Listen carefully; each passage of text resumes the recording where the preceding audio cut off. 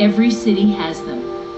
Vacant lots, overgrown, dumping grounds, eyesores.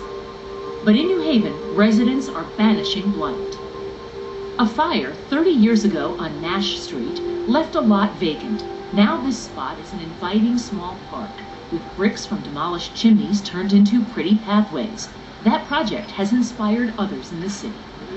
Everyone wants a clean, safe, livable neighborhood for the children to grow up in and be safe in it and just flourish. Ted Gardner grew up nearby in Cedar Hill. The retired firefighter lives across the street from his childhood home. This is not my neighborhood. I talk in a sense, I never say I, always say we, because as you know, there's no I in team. Everyone works together. Betty Thompson is part of that team.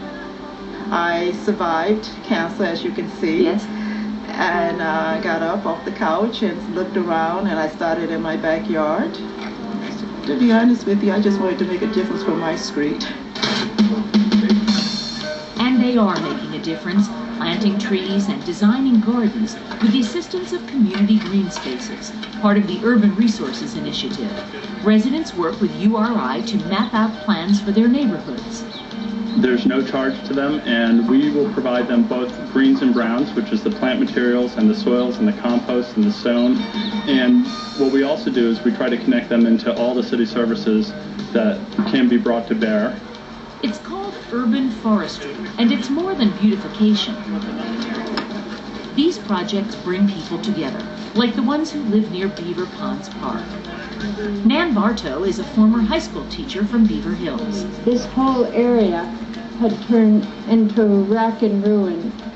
Ed Grant, a city activist, lives on the other side of the park in New Hallville. We used to call it jungle. It was just a mess of lagoons and wetlands and all kinds of bad things. Rodent dump came in here and we started cleaning up. You couldn't even see the ponds or see nothing here. Volunteers transformed the park with a little help from URI. They gave us resources, they gave us an intern, and they gave us a lot of educational knowledge that they had, how to plant trees, what to select.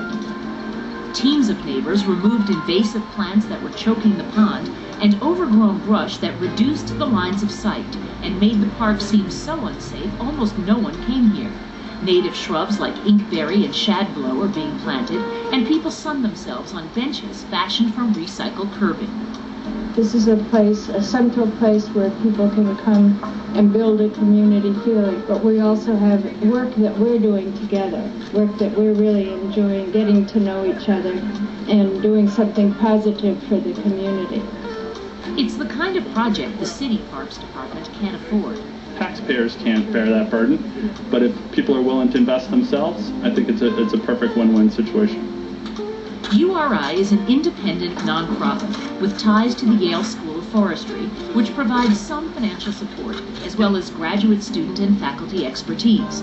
Since 1995, this town-gown partnership has cleaned up over 220 sites in the city and planted more than 1,000 trees.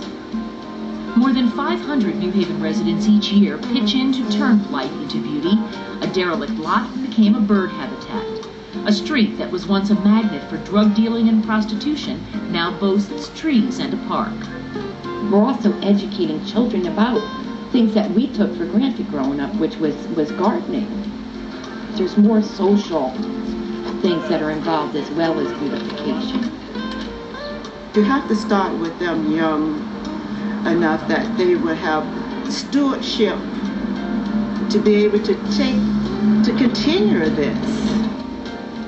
Betty likes to say that gardeners are people who believe in tomorrow, and Rachel Holmes, a URI intern from Yale, thinks so too. It's nice to see a sort of passing of the torch, that all ages can be involved. I mean, nature has that wonderful, I guess, ability to bring people together. Bringing people together over a shovel and a wheelbarrow in a way that's positively kinetic.